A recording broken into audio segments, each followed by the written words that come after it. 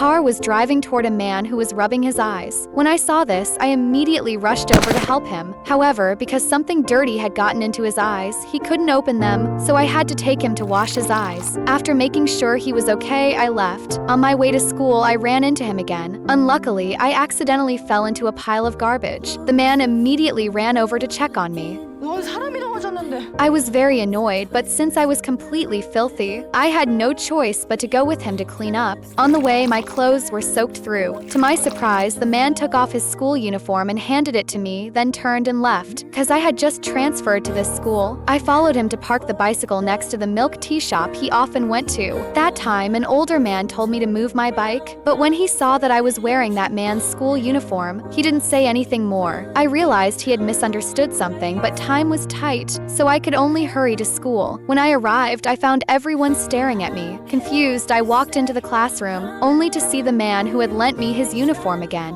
When he saw me, he immediately lowered his head. Then the teacher asked him why he wasn't wearing his school uniform, and he panicked. I directly took out the uniform, and as soon as everyone saw it, they started cheering and teasing. From that day on, I would unconsciously search for him in the crowd, but he was never short of people around him. Yet one time, our eyes met by accident.